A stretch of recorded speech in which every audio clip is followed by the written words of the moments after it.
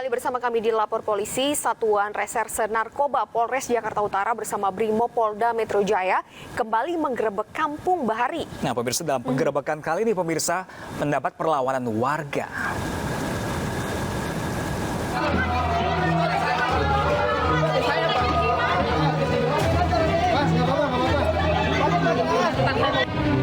Sejumlah warga berusaha menghalang-halangi polisi ketika membawa seorang warga yang dicurigai menjadi bandar narkoba dalam penggerebekan Kampung Bahari, Jakarta Utara. Keributan antara warga dan petugas berlangsung cukup lama. Warga tidak terima anggota keluarga mereka dibawa polisi lantaran memiliki narkoba. Meski demikian, polisi tetap membawa warga yang diduga menyimpan dan mengedarkan sabu. Apabila ada info, biasa dari warga masyarakat sana memberikan info, kita lakukan penindakan bersama-sama dengan rekan-rekan dari Brimob Polda maupun Samapta Polda dan Polres Jakarta Utara. Alhamdulillah semenjak kita ada posko di sana, tidak ada kendala lagi. Walaupun ada yang mungkin masih masyarakat melihat, tapi sudah tidak seperti dulu.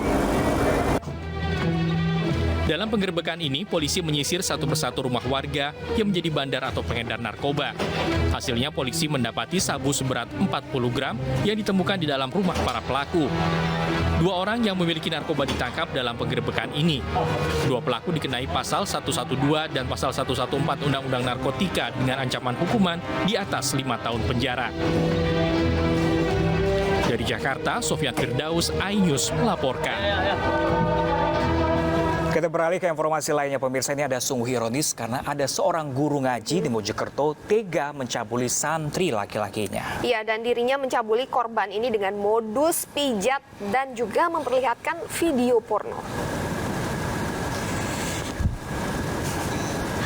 Seorang guru ngaji di sebuah taman pendidikan Al-Quran di Desa Karangkedawang, Mojokerto, Jawa Timur ditangkap anggota Polres Mojokerto karena mencabuli 3 santrinya. Dan ironisnya perbuatan tersangka ini dilakukan di tempat mengaji selama 3 bulan berturut-turut. Ketiga korban ini masih duduk di bangku sekolah dasar dan juga pelajar sekolah sanawiyah. Nah, pemirsa, ini tersangka memanggil para santri dengan modus memijat. Tersangka juga memutarkan video porno dari ponsel miliknya. Para orang tua korban pun akhirnya melapor ke Polres Mojokerto. Korban ISF dipertontonkan video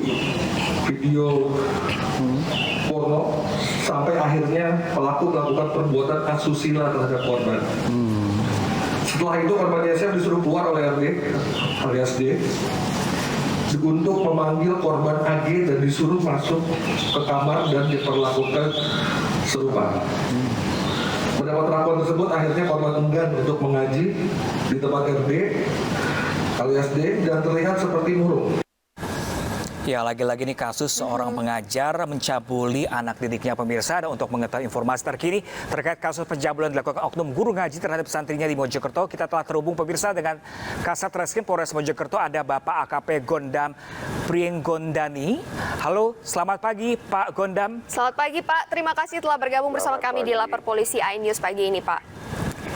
Baik, Pak, dari hasil penyidikan polisi nih ya, selain 3 santri, apakah memungkinkan ini ada atau kemungkinan ada korban lainnya? Karena kan ini yang melapor orang tua dari 3 santri ini saja ya Pak. Ya, apa sudah ada kemungkinan korban lain Pak?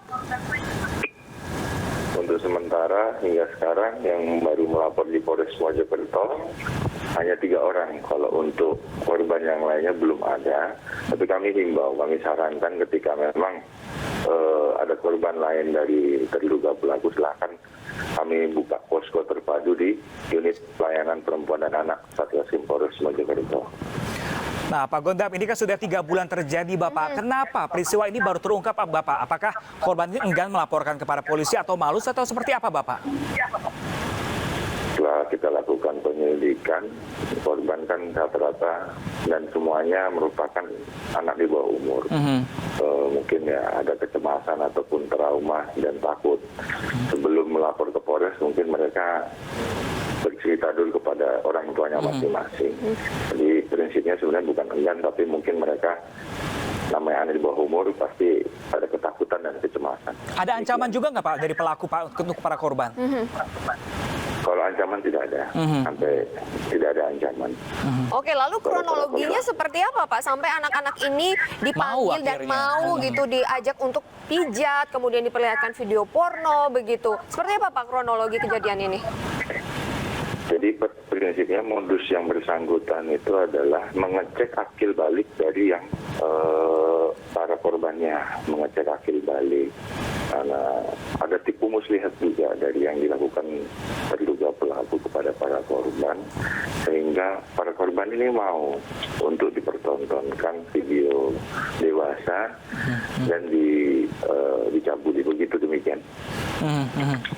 Lalu Bapak sejauh ini bagaimana kondisi para korban Bapak?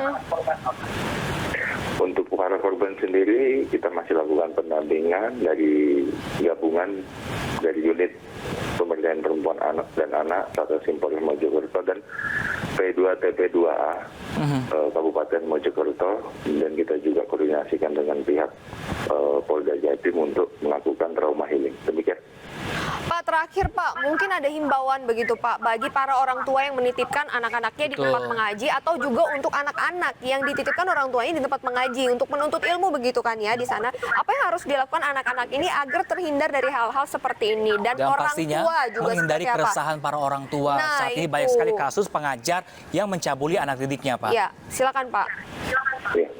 Pada prinsipnya mungkin lebih dalam melakukan komunikasi baik orang tua kepada anak, harus dilakukan komunikasi dua arah, di mana anak itu akan lebih terbuka kepada keluarga ataupun orang tuanya. Di samping itu mungkin apabila ada kejadian baik di tempat pendidikan atau tempat pengajian atau sekolah, pasti akan anak terbuka kepada orang tuanya. Ketika tidak adanya komunikasi dua arah, saya pikir anak juga akan takut ataupun malu dan ngomong berbicara kepada keluarga ataupun orang tuanya. Demikian mungkin. Oke, jadi intinya adalah kejujuran dan keterbukaan seperti Betul itu sekali. ya. Baik, terima kasih banyak Bapak atas informasi Bapak Kasat Reskrim Polres Mojokerto, Ya. Bapak AKP Gondam Pringgondani, agar kasus ini segera clear Bapak. Terima kasih banyak Bapak, dan semoga kasus ini Terima tidak terjadi kasih. lagi dimanapun ya. Betul sekali. Ya, seharusnya seorang guru mendidik anak muridnya, mengayomi. Nah, Ini itu malah dia. sebaliknya. Dan ini para orang tua juga tentunya ketika menitipkan anak-anaknya di tempat mengaji, ini berharapnya anak-anaknya aman, kemudian mendapatkan ilmu begitu ya, bukan malah terjadi Sebaliknya. pelecehan Betul begitu. sekali. Baik, kita ke informasi lainnya pemirsa. BNN mengamankan 3 kuintal narkotika jenis sabu dan ganja dalam 11 kasus. Ya pemirsa, selain menangkap 22 tersangka, 3 oknum TNI dan juga 1 oknum Polri juga terlibat dalam kasus peredaran narkoba ini.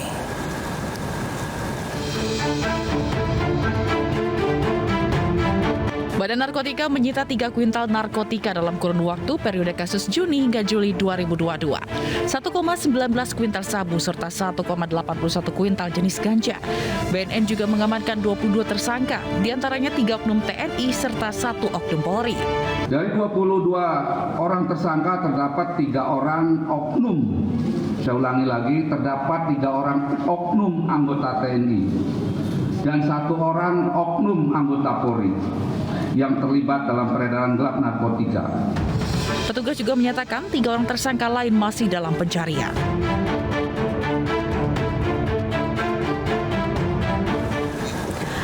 Tiga ibu rumah tangga jaringan narkoba internasional ditangkap polisi saat hendak menjual sabu seberat 9 kg. Wah, ini berat sekali pemirsa, dan untuk mengelabui petugas, para pelaku membungkusnya dengan menggunakan kertas kado pernikahan.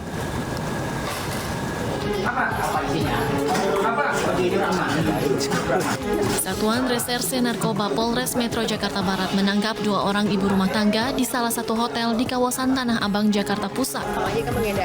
Dalam penggeledahan, polisi mendapati 2 koper besar berisi narkotika jenis sabu. Selain mengamankan 2 tersangka, polisi juga menangkap 1 pelaku lainnya di wilayah Lampung. Para pelaku juga membungkus narkotika jenis sabu ini dengan menggunakan kertas kado pernikahan untuk mengelabui petugas. Ini adalah dilakukan oleh 3 orang yang berhasil diamankan oleh tim, 2 sebagai kurir dan 1 sebagai yang memerintahkan. Dengan diamankan barang bukti narkotika jenis sabu yang ada pada dirinya dengan seberat 9.544 gram. Dalam rentang waktu 10 bulan, ketiga pelaku yang merupakan jaringan narkotika internasional ini sudah 3 kali melakukan pengiriman. Polisi juga tengah melakukan pengejaran terhadap 2 pelaku lainnya yang diduga sebagai pemilik dari barang haram tersebut. Di Reskrimsus Polda Jawa Barat mengungkap praktik penyalahgunaan penyaluran LPG bersubsidi di wilayah Patok Besi, Subang, Jawa Barat. Nah, pemirsa, modus pelaku adalah ini membeli LPG bersubsidi langsung dari tangki dan yang dipindahkan ke tangki penampungan berukuran 3.000 liter LPG. Saat digerebek petugas pada Kamis dini hari, terdapat truk tangki pengangkut 20 ton LPG dari kilang minyak Eretan Indramayu serta sebuah tangki penampungan berukuran 5.000 kg. Sebelum gas LPG dikirim ke SBPE Linggarjati Subang, pelaku terlebih dahulu transit ke lokasi ini guna menyalurkan gas LPG bersubsidi 3 hingga 5 ton ke tangki yang sudah disiapkan. Iya, untuk sekali transit, operator dalam satu hari harus membayar sebesar 3 juta rupiah untuk 3 ton LPG yang disalurkan. Gas tersebut kemudian dipindahkan ke tabung 50 kg untuk dijual ke konsumen dengan kisaran 8.000 hingga 9.000 rupiah per kilogramnya. Di Treskrimsus Polda Jawa Barat pun masih mendalami kasus ini. Dari tangki mobil masuk ke tangki penampungan. Nah, pemirsa, jangan kemana-mana karena seperti biasa ada Bang Ano hadir di segmen berikutnya untuk Tetap Anda. bersama kami ya di Lapor Polisi. Ada lapor, kami sampaikan.